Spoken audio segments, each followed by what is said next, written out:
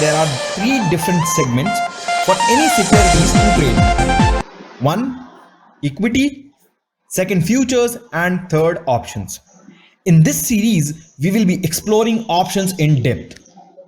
So, we all know that options and futures are called derivatives.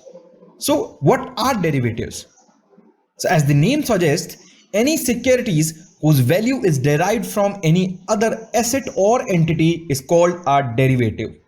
And the asset from which the value has derived is called the underlying. An example in the non-financial world can be speed is equals to distance divided by time.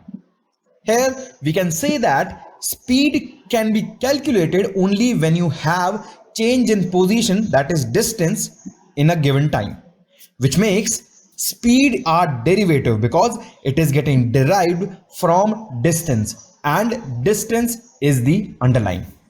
So if I draw a parallel in the financial markets, the underlying asset can be anything: a stock, a bond, a commodity, or a currency, and the derivatives are their futures and options. So to understand options, you need to understand what futures are, and to understand futures, you need to understand what is a forward contract. So what are forward contracts? Traces of forward contracts can be found in Kautilya Arthashastra, where he suggested paying farmers in advance for their standing crops ready for harvesting. The forward market was primarily started to protect the interest of farmers from adverse price movement. Futures are modified form of forwards. So let's look at an example to understand forward contracts. You are a jeweler, and on 15th of January 2021, you made a deal with a gold importer that after 3 months, that is on 15th of April 2021, you will buy 5 kg of gold from him. And the price you both agreed was the current market price, that is 5,000 rupees per gram, which is 50 lakhs per kg, which make the contract value to be 50 lakh per kg into 5 kg, that is 2.5 crores. This is our forward contract. So whatever the price of gold will be after 3 months, both you and the gold importer are obliged to honor the agreement. Since you are buying the gold from the importer, you are the buyer of forward contract and the importer is a seller of the forward contract. So let's understand the mindset of both you and the importer. The importer thinks that the price of gold may go down after 3 months. That's why he wants to lock today's market price. After 3 months, he can buy it at a lower price. You as a purchaser thinks the price of gold may go up after 3 months. That's why you want to buy the gold at a cheaper price. That is today's market price. Now that a contract has been made, there can be 3 possible scenarios. Scenario number 1, the price of gold goes higher to rupees 55 lakhs per kg. You as a purchaser will make a profit this time. Since you bought the forward contract, so you will buy the gold at 50 lakh per kg. You can immediately sell the gold at 55 lakhs per kg in the market. You make a profit of 5 lakh per kg, and for 5 kg you made a profit of 25 lakh rupees. The importer will make a loss here since he has to sell his gold at a lower price than the current market price. Scenario number 2. The price of gold stays at 50 lakh per kg. In this case, nobody will make any profit or loss, as the price remains the same on both dates. Scenario number 3, the price of gold goes down to rupees 46 lakhs per kg.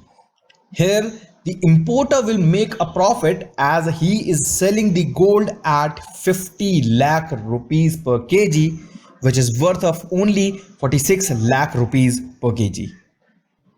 He is making a profit of 4 lakh rupees per kg, and for 5 kgs 20 lakh rupees, and you will be losing exactly 20 lakh rupees. Now we have understood what a forward contract is. Let's understand what are the risks involved in the forward contract. Number one, the liquidity risk. You want to buy an asset. For that, you need a seller from whom you can buy the asset also at your desired price. There might be a case where you don't even get any seller to execute your trade. This is called liquidity risk. Risk number two, default risk. There is a risk that a person who has incurred a loss in the transaction can default the payment. Risk number three, regulatory risk. People can do n number of scams if there is no regulatory body to ensure the fair play. Risk number four, rigidity. So let's say you are in the middle of a trade and you feel you want to change your view from buying to maybe selling.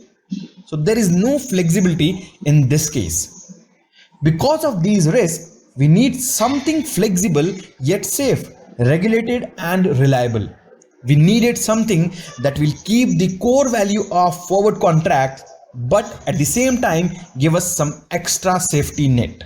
Therefore, futures were introduced to eliminate the risk associated with the forward contracts.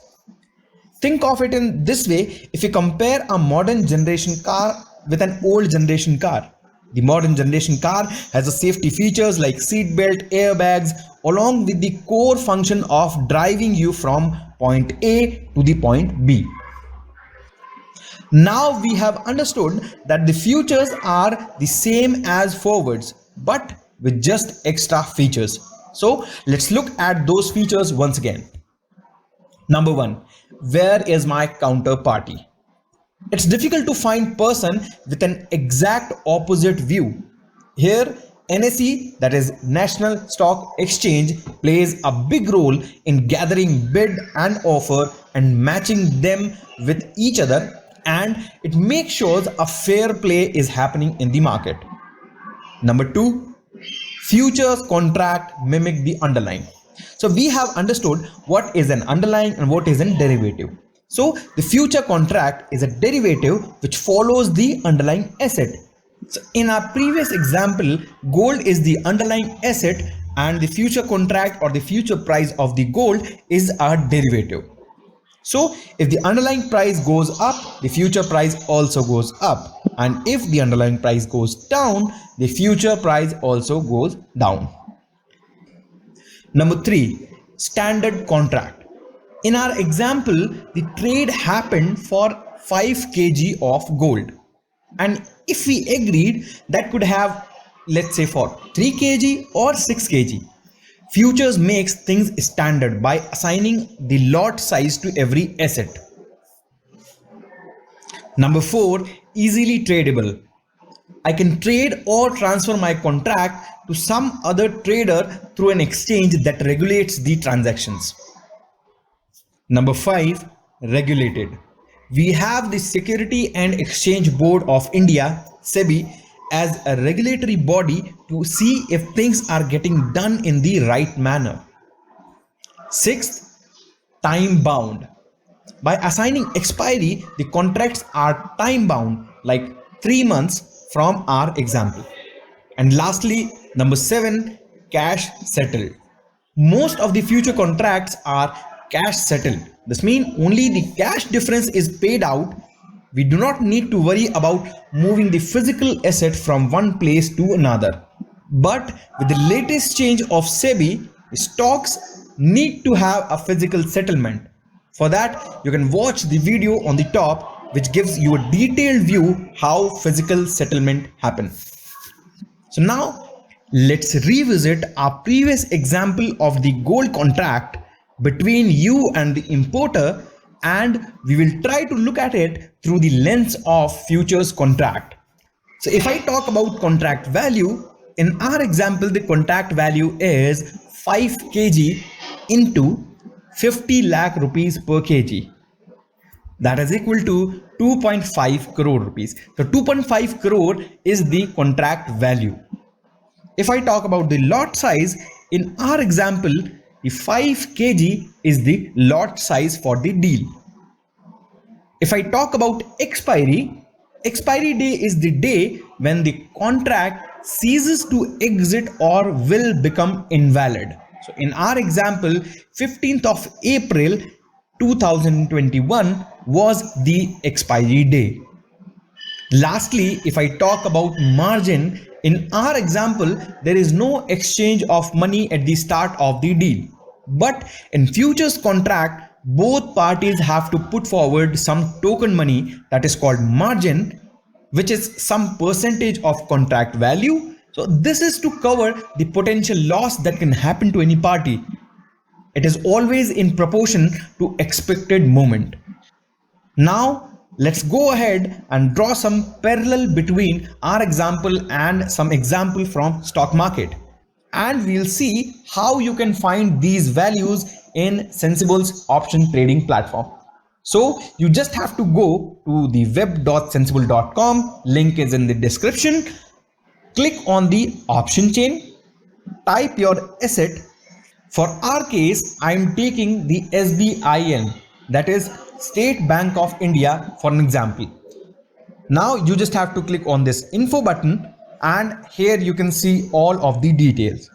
So if I draw a parallel between our example and this particular example, there gold was an underlying asset. Here the SBI, the stock value, is the underlying asset, and here you can find it.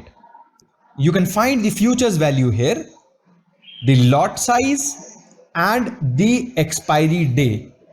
Please ignore the other values. We'll cover it all in details in the later chapters. So now you understand where to find the underlying asset, its future price, its lot size, its expiry day, and other information. Finally, let's see some key takeaways from this episode. Number 1. Futures are the contract between two parties to buy or sell any asset at a specific price on a future date. Number 2. Futures are modified form of forward contracts. Number 3. You buy a future contract if you think the price will go up. Number 4. You sell the future contract if you think the price will go down.